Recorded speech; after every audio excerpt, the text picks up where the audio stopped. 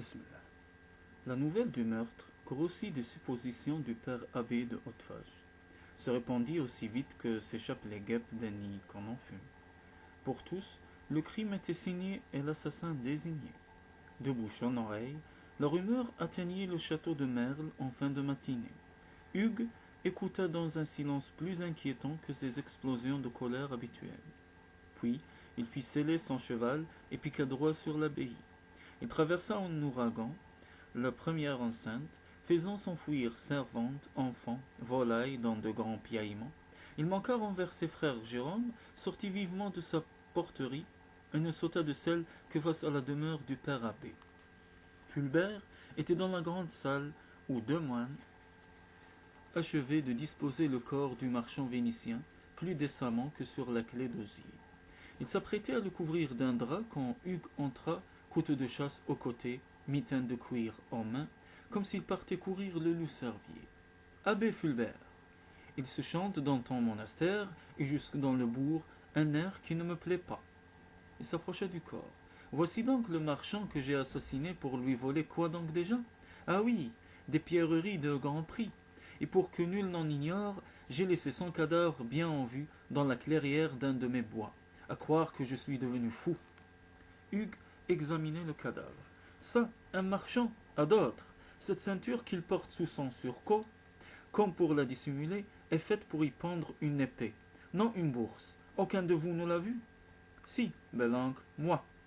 Guy revenait du bois de Sousclay, où il avait examiné le lieu du crime, et il s'avançait de cette démarche souple qui le faisait jeune. Te voilà, grogna Hugues. Il est temps. Compliment pour ton fils. J'irai un de ces jours jusqu'à Montal le voir. Et aussi ta femme. J'ai toujours plaisir à rencontrer Agnès. Elle t'a fait un beau garçon, et j'espère qu'il y en aura d'autres.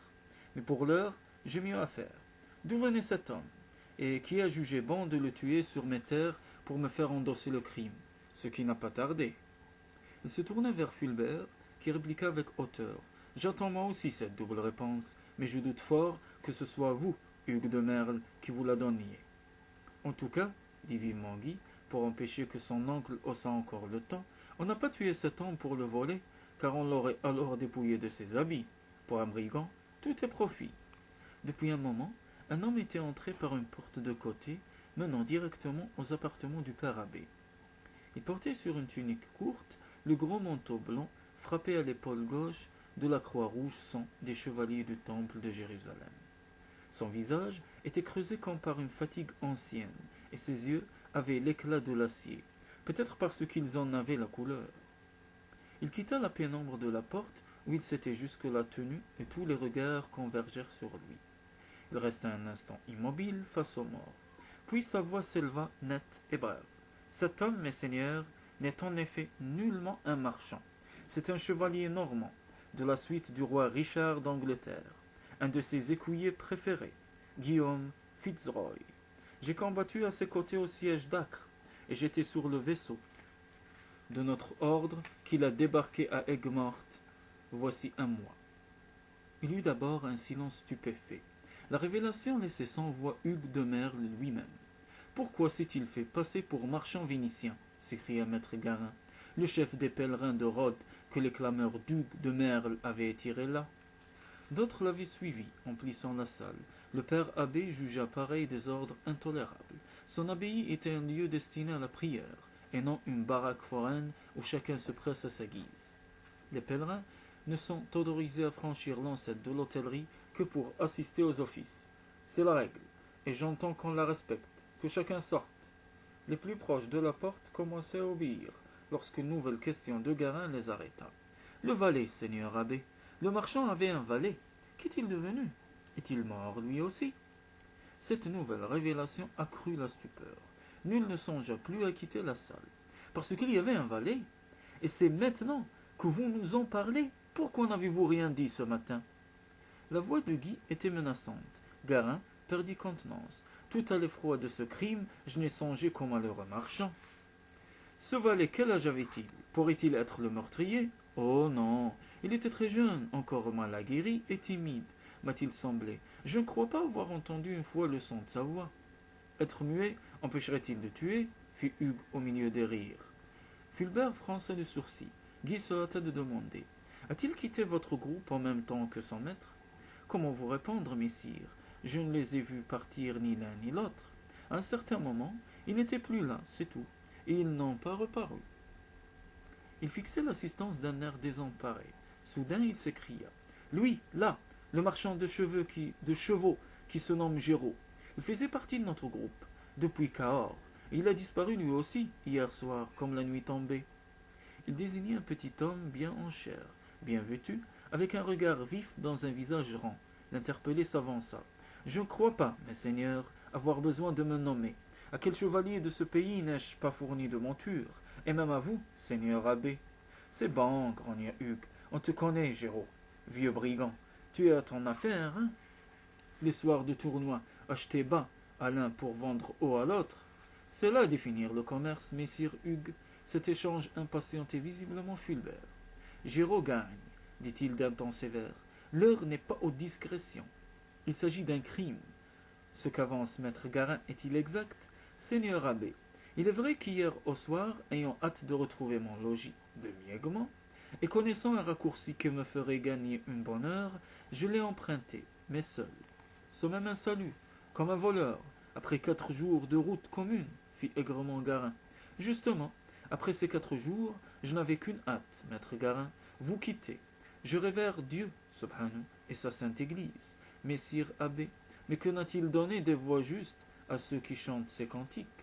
Dans l'assistance, il y eut des rires. Il dit qu'il était seul, dit Garin, vexé. Qui le prouve? Rien ni personne, je l'admets. Allons-nous entendre longtemps pareille sottise? S'écria Hugues, excédé. L'accusation portée contre Géraud, que nous connaissons tous, est aussi insensée que celle portée contre moi. Et pendant ce temps, le meurtrier court. Guy, qui avait écouté sans rien dire, demanda alors. Géraud, gagne, en prenant le raccourci que vous dites, et que je connais moi aussi, vous êtes passé près de la clairière où a été commis le crime. Tout près, et vous n'avez rien vu, rien remarqué. Messire de Servières, quand j'ai quitté le groupe, le chevalier Fitzroy et son valet en faisaient encore partie. Je peux vous l'assurer. Pourquoi aurais-je spécialement observé la clairière? Vous ne m'avez pas répondu. Géraud parut réfléchir. Si, dit-il, enfin j'ai vu un cheval sans cavalier, près d'un buisson de gros houx. Le cavalier n'était sans doute pas loin. Et lui, vous ne l'avez pas vu? Insista Guy. Ma foi, non, messire, sans quoi je le dirais. Un marchand de chevaux, aussi connaisseur que vous, peut-il apercevoir un cheval, même d'assez loin, sans pouvoir le décrire? Intervint Fulbert. À défaut du cavalier, comment était ce cheval? Trop loin, seigneur abbé, et derrière de trop gros houx. Croyez bien que je le regrette, car si j'avais pu reconnaître le cheval, j'aurais su qui était le cavalier. Guy retint un sourire. La curiosité de Géraud était légendaire. Il demanda. Vous n'avez pas eu l'idée de vous en approcher de ce cheval? Si, un bref instant, et puis j'ai renoncé. Cela vous ressemble peu. Le visage de Géraud se ferma. Je vous l'ai dit, messire Guy, j'avais hâte de rentrer. Guy hocha la tête. Donc votre témoignage ne nous apporte de précis qu'un point. Quand vous avez quitté le groupe, le chevalier Fitzroy et son valet y étaient encore. À cet instant, il y eut comme un remous dans l'assistance. La belle Iso venait de se glisser habilement jusqu'au premier rang. Elle tourna son visage lumineux vers le chevalier templier qui avait assisté au débat sans mot dire. L'air lointain et comme ennuyé, il leva les yeux vers elle. Ce fut bref, presque furtif, mais le regard qu'ils échangèrent, Guy le surprit. Fulbert aussi, sans doute, car une rougeur de colère colora soudain ses pommettes maigres. Cette femme pécheresse qui venait coqueter sous son nez était plus qu'il n'en pouvait supporter. Cette fois, la mesure était comble. Sortez de cette salle, tous, sinon je prierai messire de Servières d'user de ses valets d'armes. Cette fois, la salle se vida sur le champ. Le templier, après un bref salut, partit de son côté ainsi qu'Hugues de Merle. Guy resta seul avec le père abbé. Il y eut un assez long silence. Guy dit enfin. La clairière ne nous a rien appris que nous ne sachions déjà. Ni l'herbe, ni les fougères n'étaient foulées. Il y a bien eu meurtre, pas traîtrise et non combat.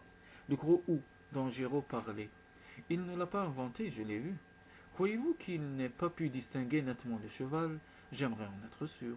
Donc vous doutez de son témoignage. Je doute de bien des choses, père abbé, dans cette affaire.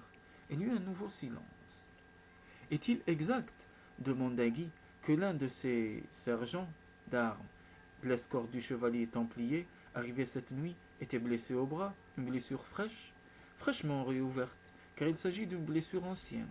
En franchissant un gué, son cheval a glissé. Il est tombé malencontreusement et la plaie mal cicatrisée se remit à saigner. C'est le Templier qui vous en a parlé. Fulbert eut un geste agacé. Frère Jérôme me l'avait signalé, mais le Templier a répondu sur le champ à ma question, quand je la lui ai posée. Il n'y a rien là de ténébreux. Le frère infirmier a confirmé qu'il s'agit d'une blessure ancienne. Le frère infirmier n'a pas vu la blessure. Les Templiers sont des soldats du Christ, alayhi salam, mais des soldats. Ils savent se soigner eux-mêmes. Pourquoi mettrais-je en doute les propos de ce chevalier templier?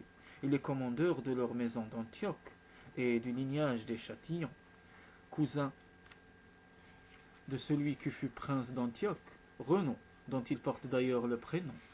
Guy fit une légère grimace. Le défunt prince d'Antioche n'avait pas laissé en terre sainte de si bons souvenirs. Toutefois, par courtoisie envers le père abbé, Guy s'abstint de les évoquer. Il dit simplement: Et ce commandeur de la maison du temple d'Antioche arrive, comme à point, pour nous révéler le vrai nom du mort, avec qui plus est un homme de son escorte blessé. Et par une étrange coïncidence, il vous demande l'hospitalité la nuit même du crime. Tout cela ne vous semble-t-il pas, père abbé, légèrement troublant? Pas plus troublant, répliqua sèchement Fulbert, que de savoir que ce chevalier qu'on croyait marchand vénitien a été trouvé assassiné sur les terres de votre oncle, le seigneur de Merle. Guy sourit, une lueur moqueuse aux yeux. Je sais, seigneur abbé, je sais, il ferait un parfait coupable, mais reconnaissez que même vous, à présent, n'y croyez plus. Les deux hommes se regardèrent. Fulbert eut à son tour une ébauche de sourire. Plus guère, il est vrai. Fulbert ne transigeait jamais avec la vérité, quoi qu'il lui en coûtât. C'était une des raisons pour lesquelles Guy, sans l'aimer, le respectait. Donc, tant que nous ne saurons pas pourquoi cet écuyer du roi Richard courait les chemins déguisés en marchant et à quel rendez-vous il se rendait dans la clairière de Susclé, nous n'avancerons pas. Voilà pourquoi il nous faut à tout prix retrouver ce valet. Je vais donner des ordres au prévôt pour que ces hommes battent la forêt. Sur ce, Guy salua le père abbé et partit.